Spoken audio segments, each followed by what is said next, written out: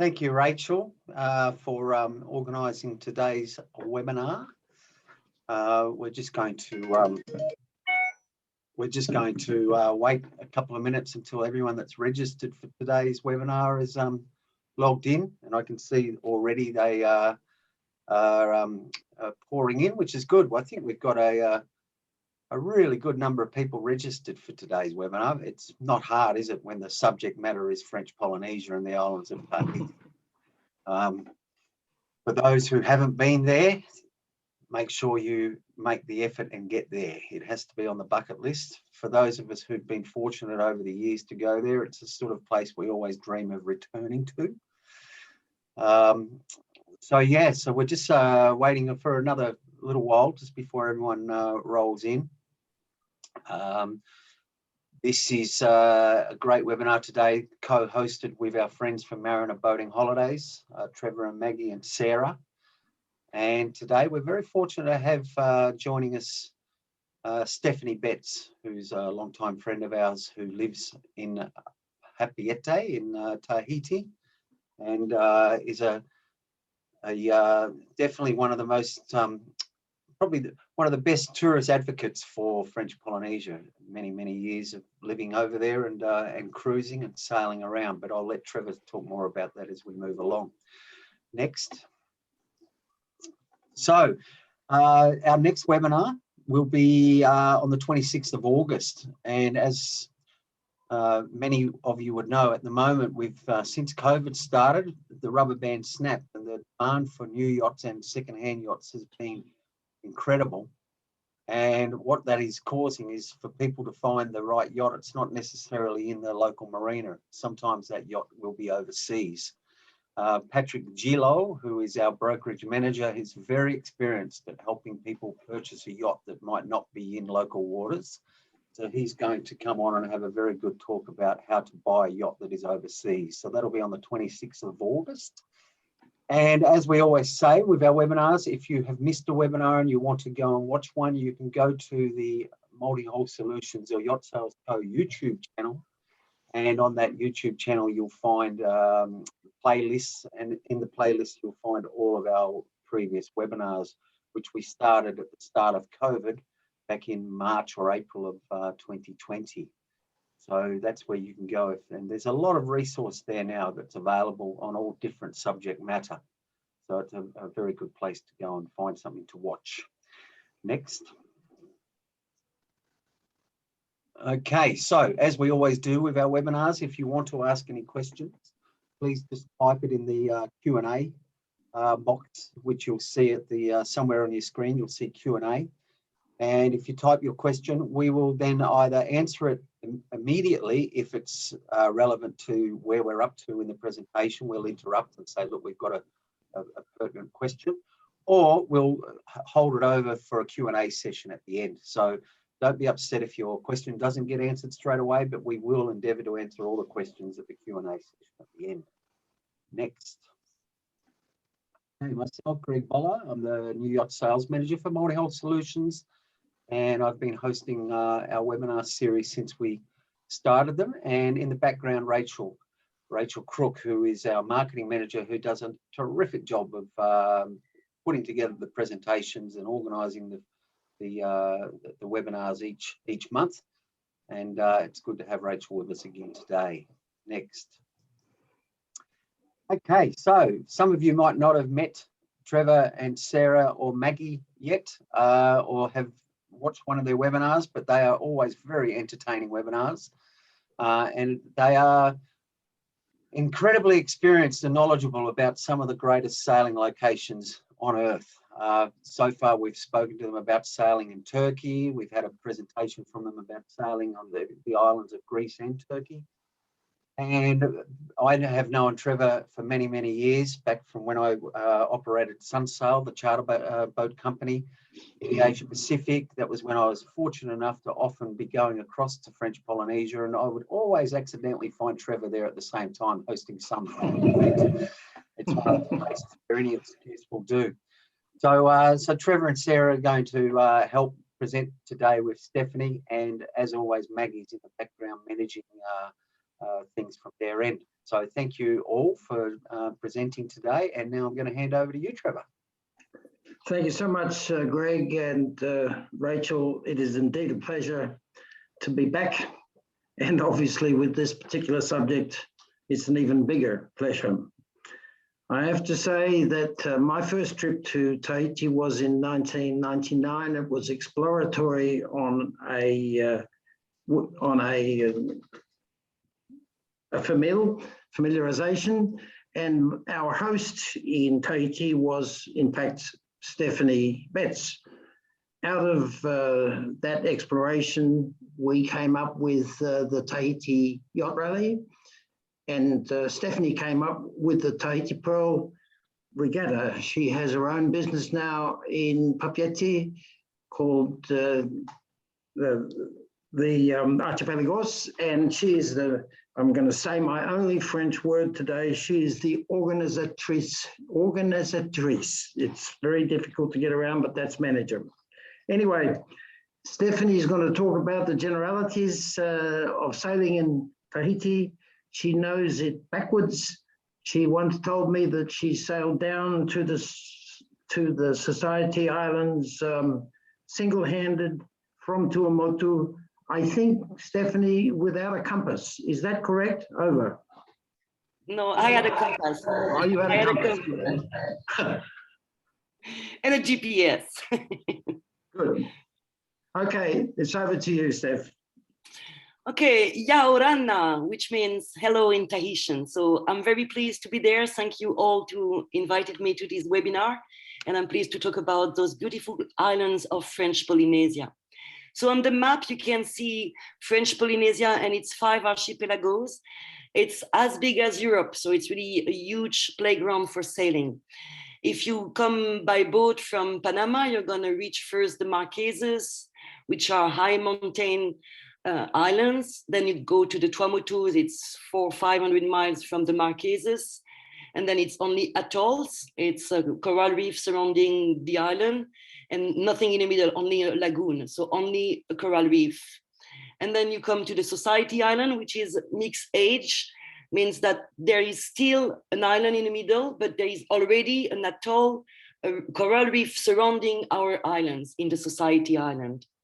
So it's really 5 different environments in those archipelagos, 5 different landscapes and 5 different sailing conditions. Next. You have to understand one word in French Polynesia. Very important word is moana, the ocean. It is the emblem and the essential element in the origin of the Polynesian life and culture. The migration that started 2,000 years ago from Asia to French Polynesia, and then those Polynesian people with outrigger sailing canoe, they conquest and put population on the entire Polynesian triangle. The Polynesian flag is also linked to the ocean, moana, as it represents an outrigger sailing canoe, the 5 archipelagos. The tradition, the calendar, the fishing calendar is linked to moana. And Polynesian people, for them, moana is so much part of the Polynesian lifestyle. They did migration, they navigated with their outrigger canoe without compass, without GPS, only by the stars and looking at the clouds and the swell. So the Polynesian people, they are the one who invented the catamaran, and they sailed through the South Pacific by the star this way. Next. So there is 3 main archipelagos for sailing, because most of the time you're going to come from Panama or Galapagos or west coast of the US through Marquesas, then Tuamotu, and then the Society Island. We have a marine tropical climate, and the temperature all year long is between 24 and 30 degrees Celsius. So warm water and air is warm all year long. We've got only 2 seasons, the austral winter, that is from April, May to October, and then the austral summer from October to March. The wind is always east. It's a trade wind from east. It could be northeast in the winter, in the summer, and southeast in the winter, but it's always east. So it makes navigation very easy.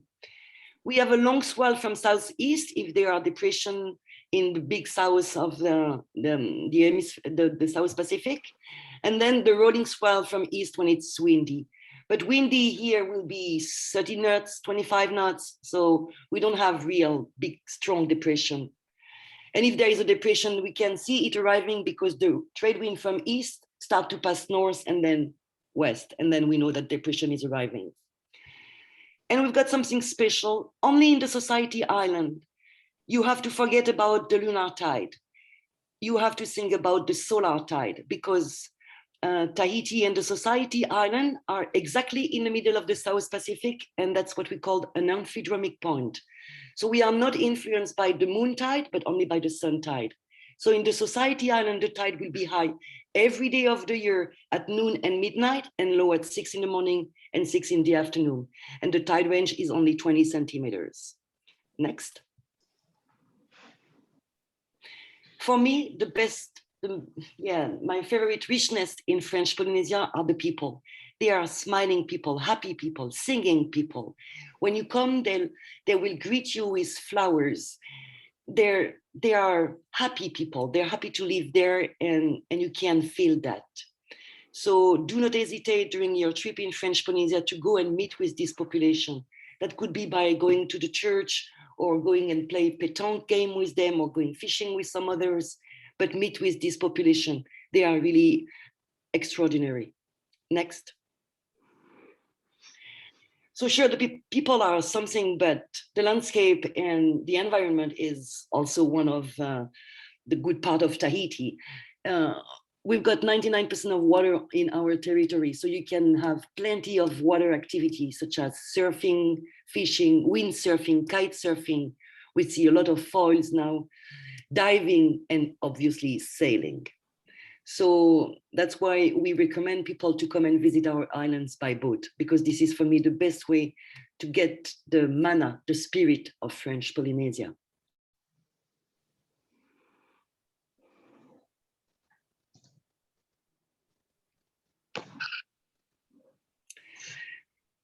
So going by boat to see the islands and to travel in between the islands, but for me the boat is also the way to go ashore, the way to do activities ashore and to meet with this culture.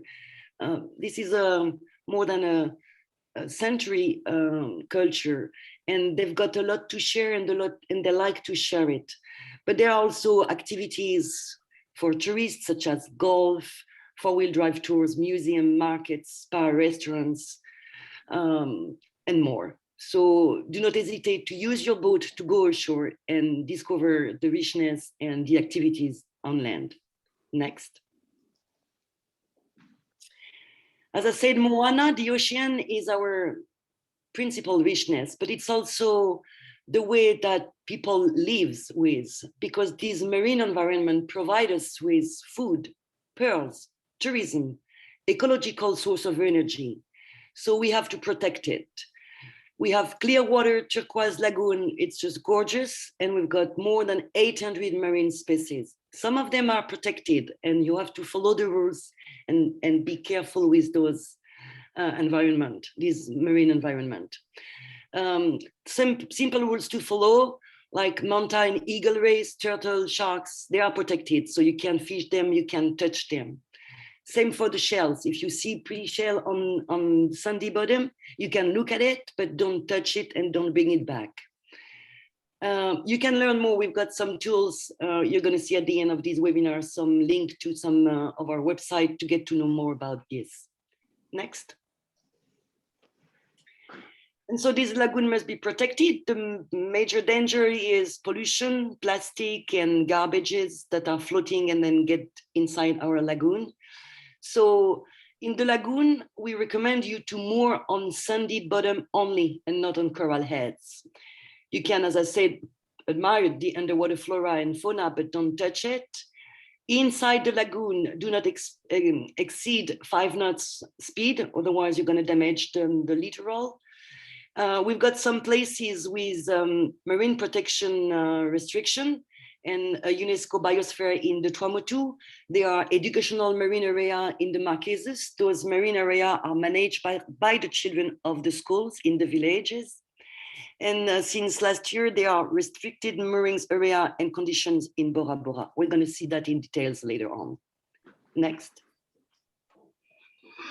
So as I said, Society Island, Marquesas, Tuamotu, this is 3 totally different sailing experiences. Next. The Society Island, where most of you will come if you charter boats. That's where most of the charter company are located. And this is a great sailing area because the islands are very close to each other, only 20 miles in the open sea before you get back inside the lagoon. There are 2 groups of islands in the Society Island.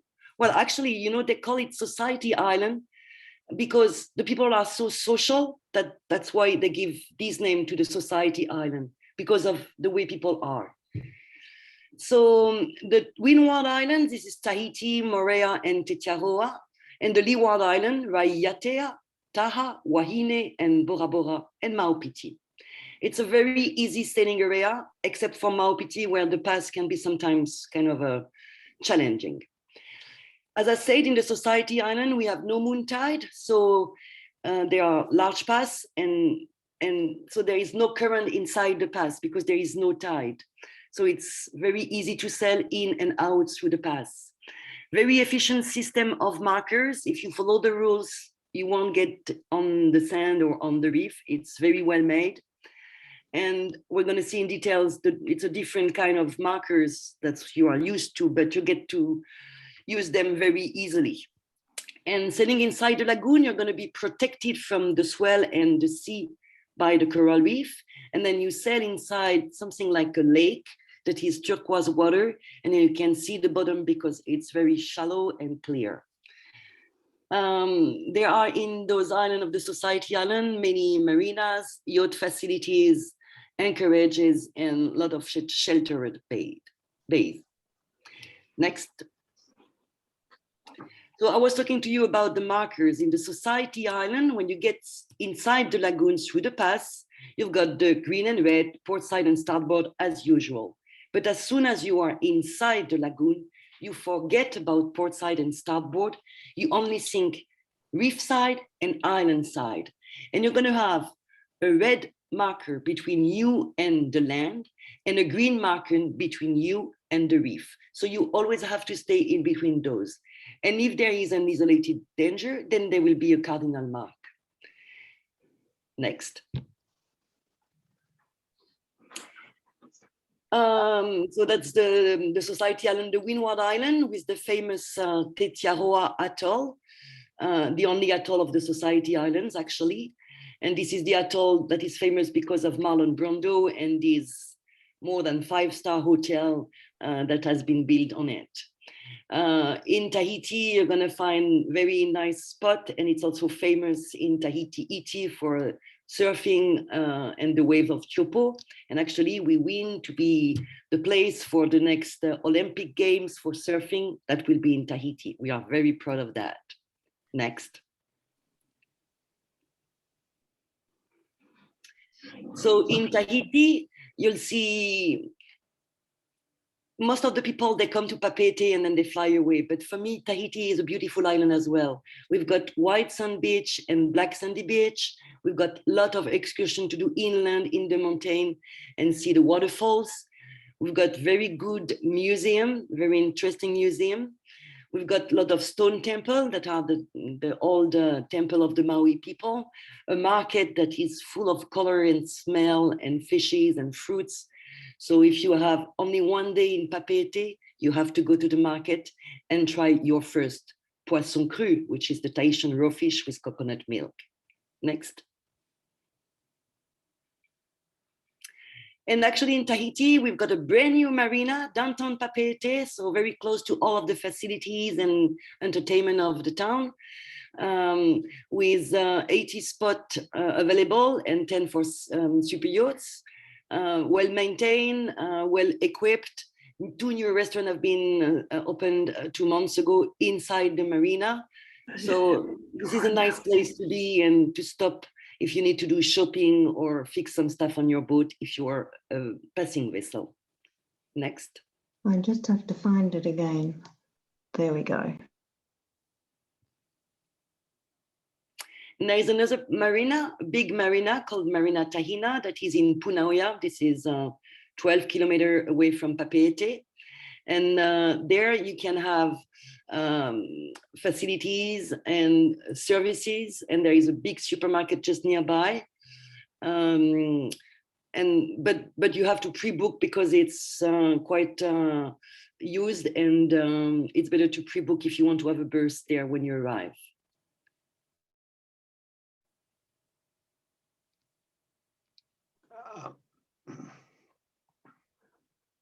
Going well, Stephanie, just if you can hear me there. Yeah. Very informative and very clear.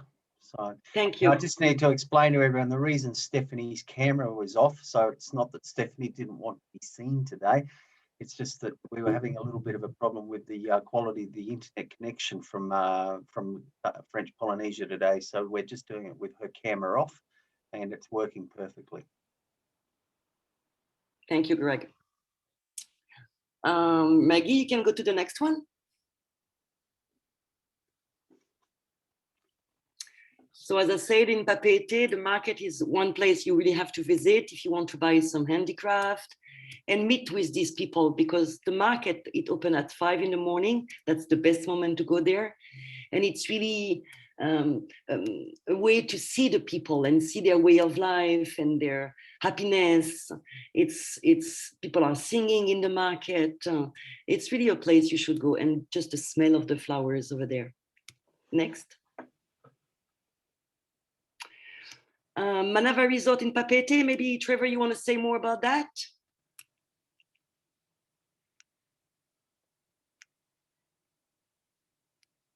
Just 1 minute. We just need to unmute Trevor. Just wait. Yes. Okay. Can There you we hear go. now? Yep. Okay. The Manava is in Papeete. It's not a 6-star hotel, but it's very friendly and has had a lot of the external area redeveloped. It's the hotel that you will arrive at traveling with us actually the day before you left Australia because of the dateline and the fact that you arrive at 12 o'clock at night, so you can't go anywhere that day. But the beautiful thing about the Manava also is its infinity pool, which looks straight across to neighboring Moorea. And one of the interesting things that I discovered about Moorea is that it operates the shortest scheduled airline service in the world. The voyage on the plane from Papeete to Moorea is 7.5 minutes. So they don't do much cabin service on the way. Next. I am having trouble with my remote. There we go. When we go up to Raiatea for the boarding of the fleet for our rally, which is an all catamaran affair. Catamarans, of course, come into their own in Tahiti because there are no ports really. And catamarans have the privacy, the stability, the comfort that you need in the situation where you don't get off on the boat with great frequency. Yes, next. So the rally route that we will follow actually includes by boat 3 of the Leeward group. Hang on, it's just something we have just go back, Maggie. Sorry about that, folks. These are the 4 islands of the Leeward group of the Society Islands. And the base is in Uturoa, the one at the top of Raiatea you see there, where all the marinas are. There are 2 marinas there. One of them has 2 slipways for any private yacht that needs lifting. And there are also plenty of facilities there. There are plenty shopping, supermarkets, etc. in the town. And in fact, the marina we use is walking distance from the town. Next. Now we've got a problem here again. I've got a message on my screen saying start my video. No, it's okay. It's all good. Just while we're waiting on that, so Raiatea and Taha are basically both enclosed by the same lagoon, which is a really good thing when you're picking up your yachts and starting out. You don't have to immediately go out of the lagoon and across and do a crossing. You can explore all within the one lagoon for the first day or two. See what the... Okay, so just down on the bottom left there, we should Okay, there you found go. it again. Beautiful. Okay. So, Sorry, guys, this thing is jumping all over the place. Right. so as Greg just said, Raiatea and Taha are within the same reef system. And there's a good illustration of the bits you should stay on within the lagoon, the blue bits. Stay away from the brown bit that you can see on the right there, and stay away even from the light blue. Sometimes you have enough water there to anchor, but the water within the lagoon itself, as you see on the left-hand picture, can be quite deep. Generally, it's 200, 300, up to maybe 1 kilometre wide, but not much more than that. And as Greg also said, or I think Stephanie said, the water inside the lagoon is just like a lake. And Trevor, just to be clear, that picture we were looking at then was Uteroa, wasn't it? Which we can see here in this picture. Yes, correct. And here is the marina in Uteroa where the base is. There's the airport, the runway at the airport. That's the lagoon across to Taha on the bottom left picture. There are some cruise ships that operate in Tahiti, thankfully not too many of the big ones, but they have a nice facility for these ships in Raiatea that come maybe every week.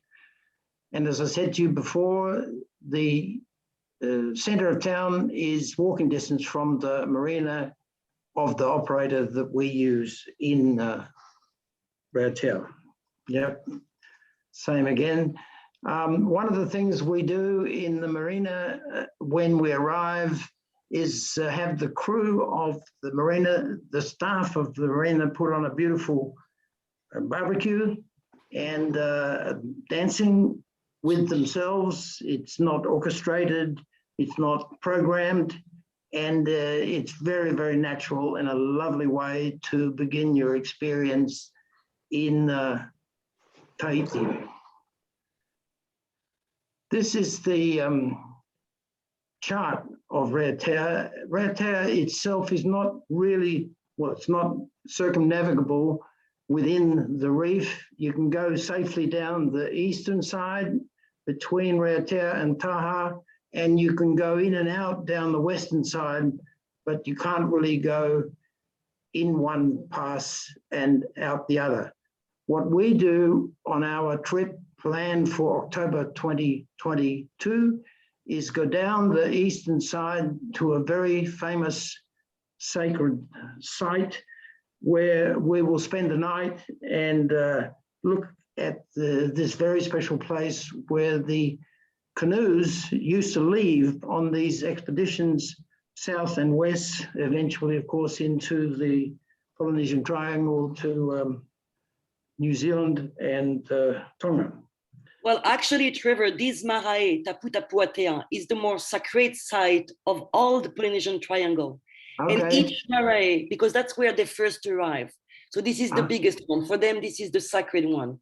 And people from New Zealand, from Hawaii, come to this marae, Tapu Tapu Atea, to take a stone of this marae to get the spirit, the mana, in their own marae. But this one, they say that this is the heart of these octopus that represent the Polynesian Triangle. Well, that's fantastic. Thanks for that, Steph. I wasn't really aware that that was the case at two directions. But it was was it the place where many of those expeditions left from to go to the south? Yes. Yes. Okay. Yes. Okay. Next. The marae. Yeah. So Now we go north, up the inside of the reef, following the lagoon to Taha, and it's only a few miles. But the challenge that you will see about sailing Taha is actually circumnavigating the island inside the reef.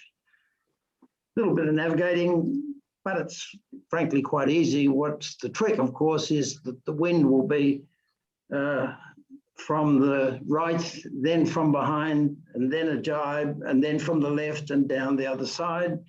Our destination on that day will be the Taha Island Resort, which is an overwater establishment, but we anchor there. That's the bottom right picture. I think there's another one coming. You anchor there on the reef, and it's quite beautiful with Bora Bora there in the background. Next.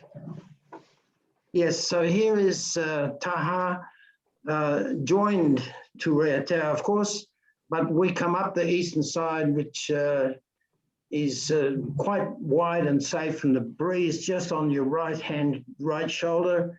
And catamarans love it, just love it when the breeze there is usually quite strong. A little bit of a navigational challenge at the top, and then down the other side, which is also a challenge. The resort is actually where the blue dot is, and there's a coral garden next to that hotel. We go there because it's an upmarket resort, and frankly, I couldn't afford to stay there. But they've given us wonderful service over the years. They do a beautiful meal and enable a little bit of indulgence as part of the rally program. Next. And have supplied towels when we've had to go ashore in a storm. Yes, yes. How wonderful. Now, on the lay day, of course, that we have in Taha, there's every opportunity for expedition on the land. You get in one of these little buses, you can go to a vanilla farm, and vanilla is quite an extraordinary plant. And of course, it is still purchased. And Stephanie, you might know the answer to this. How much of the vanilla that's used in Coca-Cola comes from Tahiti? I don't know. Honestly, I don't know. But most of the greatest chef in the world, they use the vanilla from Tahiti, which is different from the Bourbon vanilla. For us, we call it our black gold. And Taha is really the island of the vanilla. We call it the Vanilla Island. Yeah. So yeah, that's something. And if you come, when you go and visit a vanilla plantation, it's an orchid, and then you have to do the weeding of the flowers to make sure it's going to be growing as a vanilla bean. Fantastic. Pollination. Yeah. Next. So on this tour, I mentioned is just a little excursion in a simple vehicle, nothing grand, but of course there are pearls cultured there as well. And on the right is the entrance to the shop where they distill rum. I suggest you go to look at the pearls before you go to the distillery, because your judgment might not be so prolific after you sample the rum. It's beautiful stuff. It's behind, well, in my case, I can't see the door, but it's a nice excursion. As Stephanie has said, the place is very spectacular visually. You go right up into the center. There's no mainstream tourism there. It's all low impact stuff. You can anchor, you can moor, you can go to a different place, you can stay in the anchorage in front of the hotel. It's all your choice. There's basically what I'm talking about, and sooner or later you're going to encounter a bunch of guys with their instruments playing the local music, and you might be lucky enough to see some Polynesian dancing done properly again, unorchestrated, simple, and by the community. We always see if we can arrange something like that. It is beautiful, beautiful music and dancing. So then we make the passage out through the pass at the south of Taha, turn to the west and go to Bora Bora. You will recall Bora Bora is the westernmost of that society island group. There is only one entrance into the lagoon at Bora Bora. It's on the western side, and the corner where you make the turn is not easy to find. It's a long way away from the land and you can't see it until quite late, so you just have to obey what your GPS tells you to do. They have now, within the lagoon of Bora Bora, restrictions on where it's possible to anchor, and you should make inquiries if you're on your own about where they are, because they are working very hard to preserve the nature of the Bora Bora Lagoon. This is said to be the place of Bali High in the South Pacific. Actually, I'm not sure that's true. It doesn't matter. The Americans were based there during the war. How lucky would that have been? The place on the right there is the Bora Bora Yacht Club, hardly what you and I would expect of a yacht club, but we've been there several times. They do a wonderful meal. They're wonderful, friendly people in this very, very spectacular place. Next. Here again, you can anchor on this blue water. It's a sandy bottom if you anchor in the right place. Excuse me, Trevor. Let me just stop you. It's not allowed to anchor anymore in Bora Bora. So that's why they put moorings. They have put 100 moorings around the island. Great. To avoid anybody to anchor, because they want to protect their coral heads. Very good, thank you. I wasn't aware of that because of COVID, because I haven't been to Bora Bora for... Yeah, it's only since last year, Trevor. Yep, thank you so much. But, you know, when you sit around in these places and look at the sky, especially around about sunset, you have to pinch yourself just to be sure that it is real. What amazes me there, Trevor, is that on a sunny day, if there's a fluffy cloud like that, the clouds are the same color as the lagoon from the reflection. Yes, yes. When there's a bit more cloud than that, actually, yes. The more cloud there is capping the mountain, the greener is the cloud on the underside reflecting. It is quite extraordinary. It is possible there within the lagoon on the eastern side to swim with the manta rays. In a particular place, you have to be there at a particular time. It's not guaranteed that you will see a manta ray, but it's very safe snorkeling along. And if one comes along, you just bless yourself, because it's quite a spectacular experience. They're only about 3 meters wide, but they are most graceful. Next. So then in this instance, because it's upwind to Wahine, we give the boats back to the operator in Bora Bora and we fly to Wahine. And if you check the coordinates from Richard Howe's book about Captain Cook, you will see that he anchored on 1671 south and 151.03 west, and that puts him right in the middle of that entrance to the port of Whare on Wahine. The airport is just across to the left, and in Wahine we stay in a hotel with another little taste of luxury for the last 2 nights. Staying in one of these overwater bungalows is just like staying on a catamaran tied to the shore. The only thing is they don't move. So, sorry, we've gone.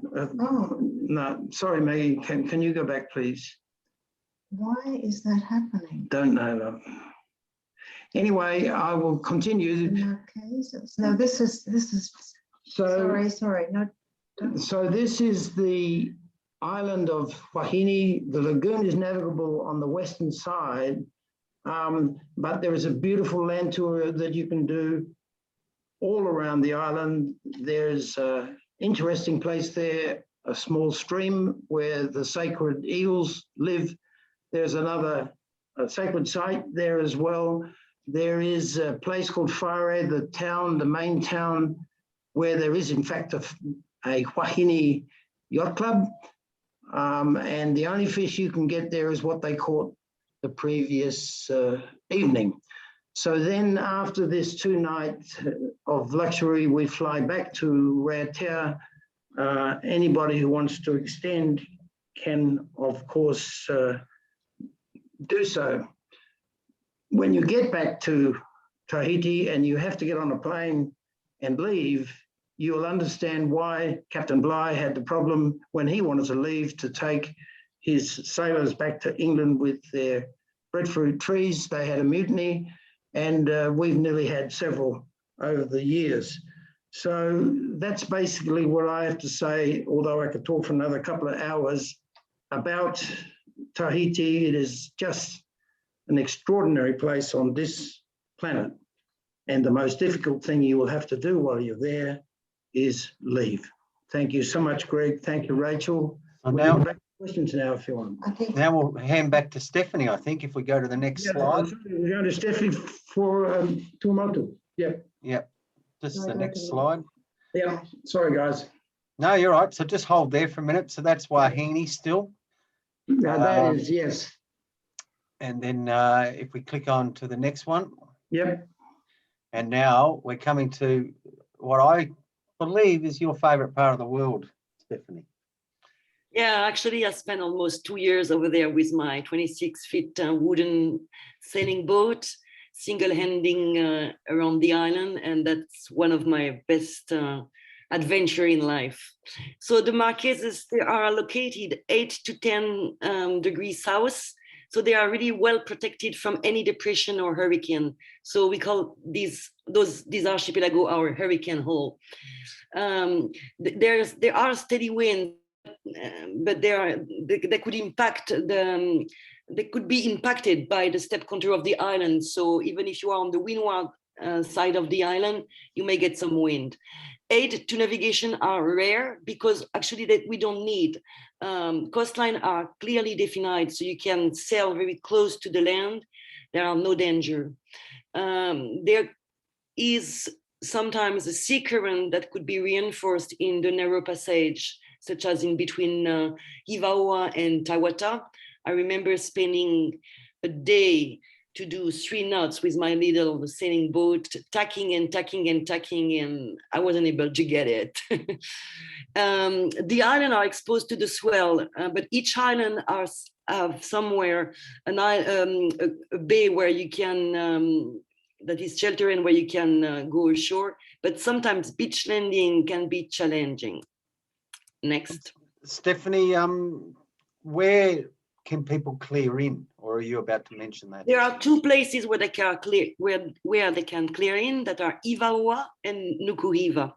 Yep. And that's the only place where you can find a gendarmerie to be able to clear in. And then once you cleared in, then you can travel the rest of the islands of the Marquesas. So Ivaoa is famous because of the painter Gauguin, but also because of a French singer called Jacques Brel. And you can see on those pictures that the landscape is totally different from what you've seen in the Tuamotu or the Society Island. And it's really a place where you're going to be reconnected to nature, because nature is everywhere and you have to live with her. Next. A lot of culture also in the Marquesas, a lot of stone temple and tikis, stone tikis. This is on the first image, you can see the huge bay on Nukuhiva, the northern part of the Marquesas. So it's a huge bay.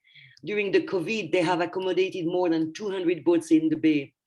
And they've got an handicraft that is really special to the Marquesas, where they use stones, wood, bones that they're engraved.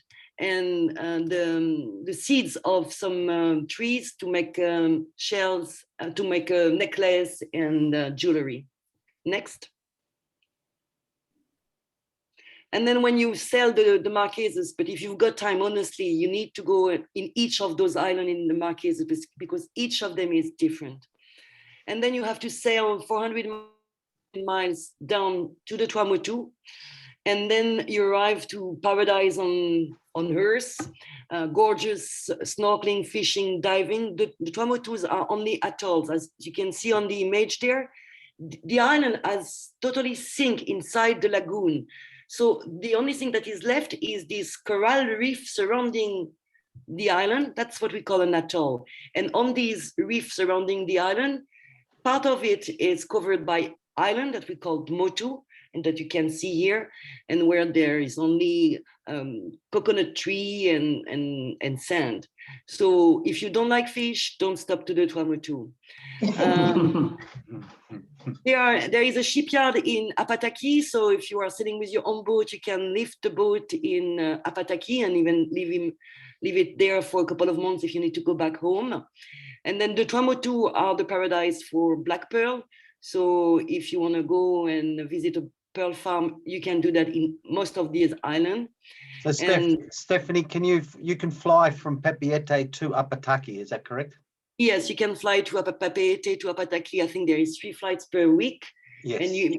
And out of the 76 islands of the Tuamotu, I think half of them have an airport. So yes, it's easy to go, but the best way is to go by boat, honestly. Yes. But you have to be more careful. Yeah. Sailing there is more, you need to be more a mariner. You need to have the marine sense of sailing. To go through the pass, you have to wait the slack time. If the current is too strong, you'll be able to get in at the slack time. There is no markers inside the lagoon, so you need to navigate with the sun above you or behind you to be able to see the coral heads inside the lagoon. So yeah, you need to be more accurate with Mother Nature and with the ocean when you are in the Tuamotus. Next. When you sail to the Tuamotu, you won't see the atolls before you are 10 miles away from them because there is no high mountains. So only 10 miles, you can start to see the atolls. To go through the pass, you have to observe the moon tide and pass when the water is slack or within the entering current. There is a strong current in the pass. Sometimes when the wind from southeast is blowing more than 25 knots, actually the waves of the wind will fill in the lagoon, and this water that is inside the lagoon has to go away. And the only way for this water to go away is through the pass. So sometimes there is, for a couple of days, a permanent outgoing current in the pass. That's why you really have to go at the slack time.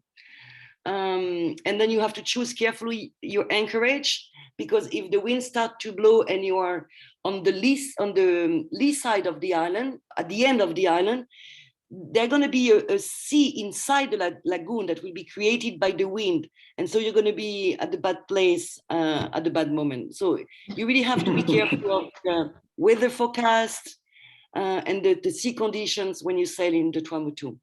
And either you've got a water maker and then you are the king of the atoll. If you don't, then you have to save water because there are just a few water in the atoll and it's not something easy to find. Next.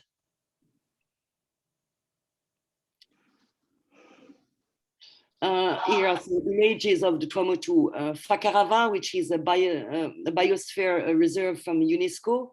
And when you see the image, you can understand why. People live really on the reef, so the sea is on both sides of their home. One is on the ocean side and one is on the lagoon side. And you see a lot of those little pontoon because all of them, they don't have cars. They've got speedboat to go from one place to the other one. And snorkeling and diving there is the best of the world. I'm sorry, but that's it. The clarity of the water in that bottom right-hand photo is incredible. But it's true. I mean, it's not a Photoshop photo. It's just real. Next.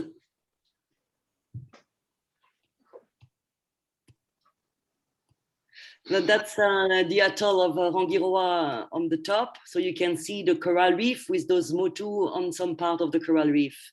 And you can see a turtle because this is the marine environment in the Tuamotu is really well preserved.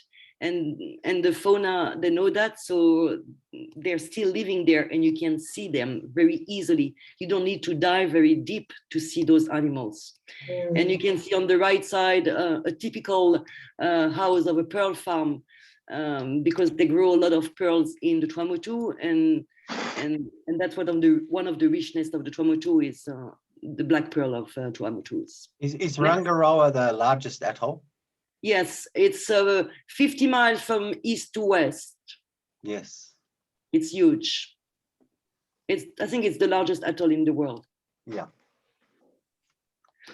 So as I said at the beginning, if you need to get more information, if you're sailing with your own boat to French Polynesia, you can get online on yellowflagguide.com. This is a website that I manage. And we do edit every 2 years a stopover handbook in French Polynesia with, it's not a cruising guide, it's really a welcome guide, but you find all of the useful information and contacts that you may need, and you can download this brochure on our website. And you can also visit the tahititourism.com website about all of our islands. Next. If I can find it. It keeps moving. It's back to you, Trevor. Yes, thank you, Stephanie. I'm absolutely bewildered because I've been so many times to Tahiti and never to any of those islands. So I think I put Tuamotu on the top of the list. And I think I know a boat that lives there that I might be able to go sailing on. So just to refresh, in closing, the Tahiti Yacht Rally that we will run together with Multi-Hull Solutions and with Stephanie in October next year from 15 to 26, subject, of course, to you know what. I'm not even going to mention the word. We have six catamarans available. And we expect the group maybe to be 30 or 40 people if we are successful. And as I said to you earlier, Stephanie will be with us. So if you want to discuss more with Stephanie, then you have to come on the rally or go and see her on your own boat, which is obviously the nicer way to go. And I said before, incorrectly, I apologize, but the most difficult thing to do in Tahiti is to leave.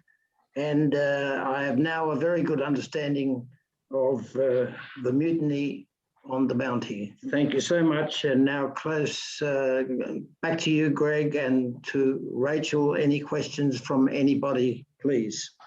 Yes, so thank you very much, Trevor and Maggie and Sarah. That was very good. And Stephanie, fantastic to hear your voice, and maybe you could try turning your camera on now if you wanted.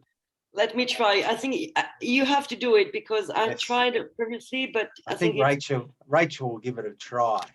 So we do have some questions, so I'm just going to jump through them and have a chat. Hello, there you are. Hello, Yaorana, everyone.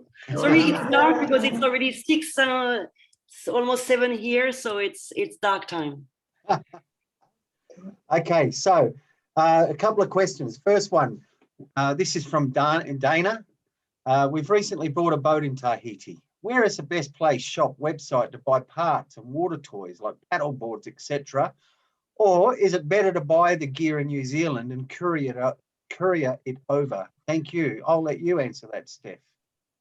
Well, actually, the freight, importing parts since COVID is quite difficult or take a long time because we have less flights going from New Zealand to Tahiti.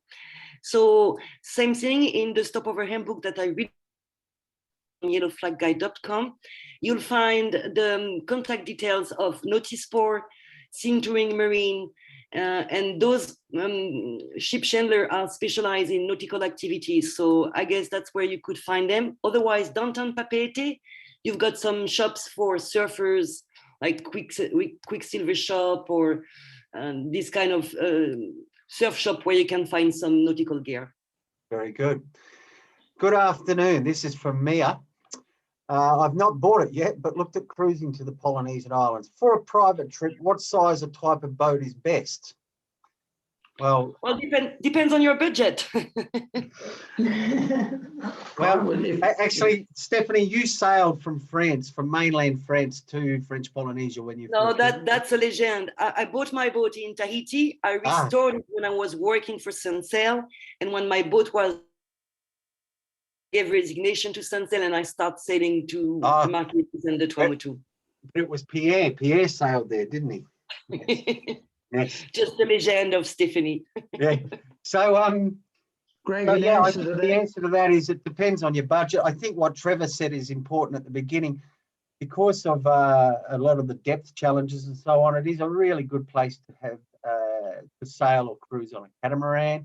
However, that doesn't mean that there aren't many, many people sailing around and enjoying the French Polynesian group. Yeah, and it depends. It depends on the itinerary they want to do. If they go to the Tuamotu, they really need to have a boat equipped enough with at least a water maker.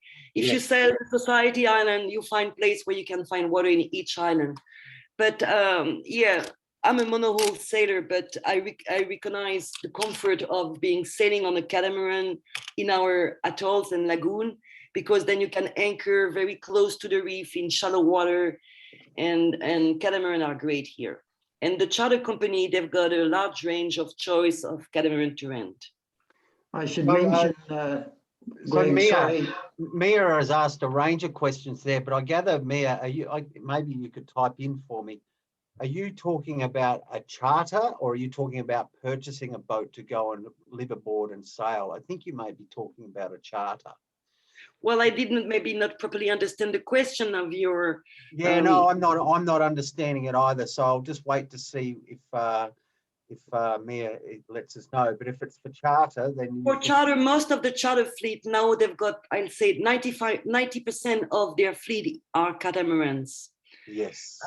And if you go if you want to buy a boat, islands, I'm a monohulls girl, because you can tack easily, you can go upwind more easily with a monohull than a catamaran. But once again, I'm someone who sails without engine, so maybe I'm not the right person to answer this question.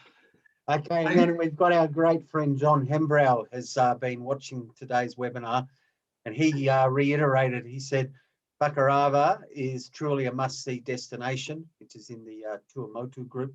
We spent 1 month there when we crossed the Pacific. Extraordinary drift dives. It's a reason in itself to cross the Pacific. Thank you. And then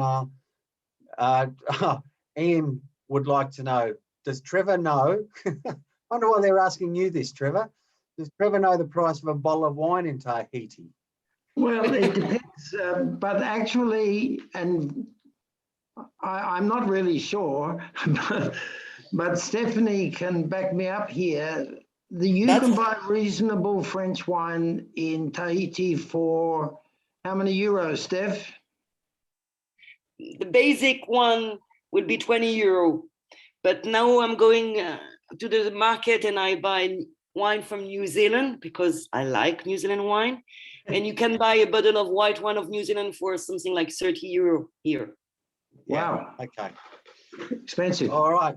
So Liam, who is one of our clients, has asked what's the best time of year to sail in Tahiti, and I'll let I think I know the answer, but I'll let Stephanie answer that.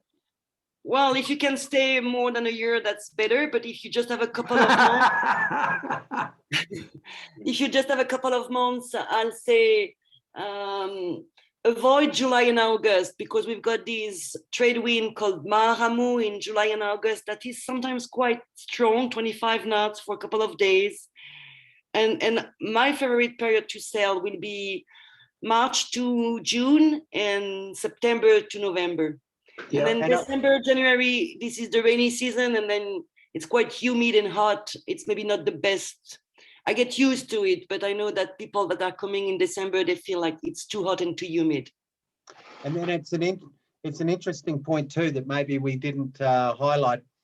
The importation rules now for French Polynesia is if you have a private catamaran that you've picked up at the factory in France and you've sailed across the Atlantic, done the Caribbean and then gone on through the Panama and you're coming across, you can leave your yacht in French Polynesia for up to 3 years. No, sorry, Greg.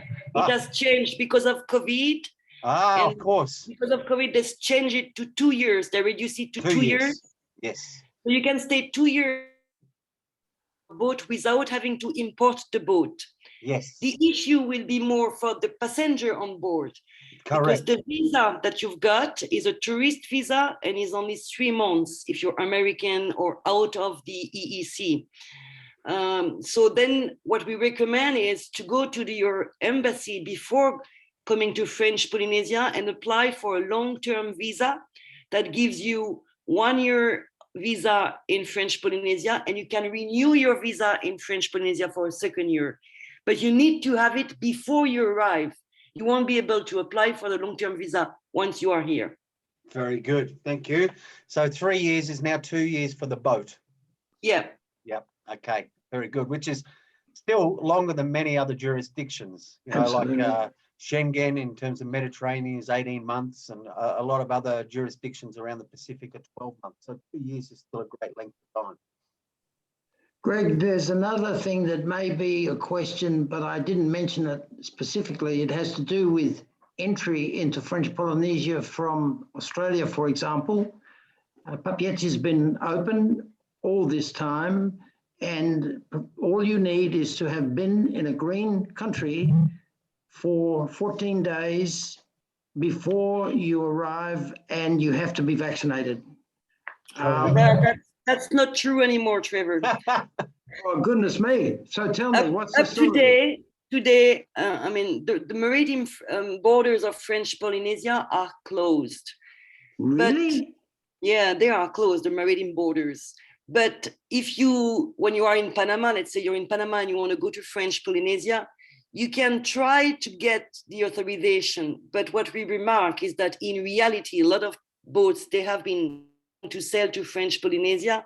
And when you arrive, then they let you anchor because, I mean, you can cross the entire South Pacific without stopover.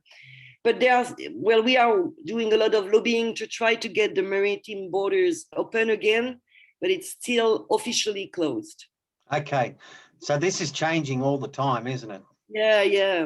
Yeah. So, Stephanie, you mean even Wind Spirit is not operating? Or It's different because Wind Spirit is based in Tahiti and Yes. people fly to Tahiti. So there is no restriction to fly to Tahiti. There are restrictions to come in French Polynesia by boat. sorry, I was talking about flying in. My apology. Yeah, flying in is easy. You can come Yes. from everywhere in the world. If you are vaccinated, it's just easy. If you're not, then you have to do a quarantine. Yes. But if you are vaccinated, you can come and straight start your holidays in French Polynesia. Yes, thank you, Steph. The hardest part is getting the approval from Australia to depart Australia. So understood. All right.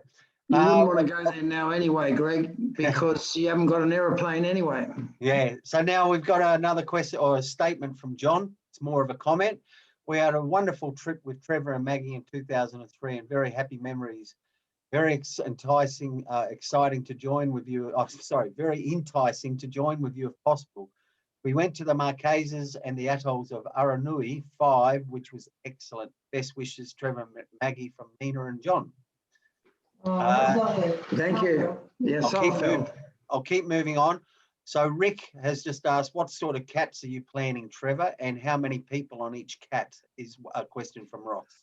Well, I'm not allowed to mention the brand because unfortunately there's only one Fontaine Peugeot catamaran in charter in Tahiti, but they are 4-cabin boats that we have hired.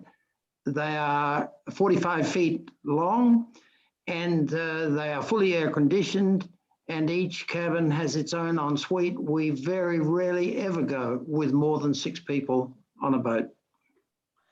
And you can mention the brands, Trevor. We don't mind. We sell all sorts of catamarans. We don't mind. And monohulls with the Yacht Sales Co. The boat is a Bali 4.5. Yep, understood.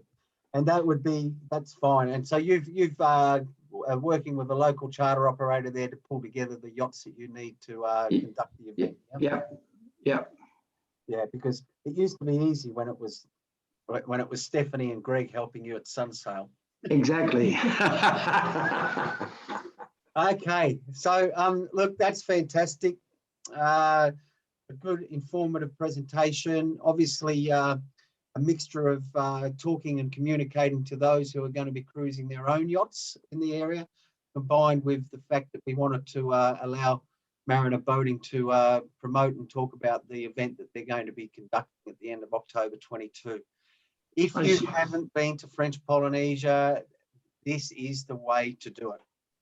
I think one of the most important things you said there today, Stephanie, was that the best way to see French Polynesia and the islands, especially the Society Islands and the Tuamotus, is from on board a boat. So, yeah, it's there are all those pictures of those beautiful hotels and overwater bungalows, but they can't move. The yacht can. So a boat is an overwater bungalow that is changing place every day. All right. So listen, thank you very much. I'm just trying to remember how to say goodbye to you in Tahiti, Stephanie. Nana. Nana. And Steph, right, we'll catch up on the phone, say tomorrow. Yep, all good. So we'll keep going, and thank you, everyone. We'll finish today's presentation with that. Thank you, Stephanie. And thank you so much, Greg. Thank you, Stephanie. Talk Thank you tomorrow. too.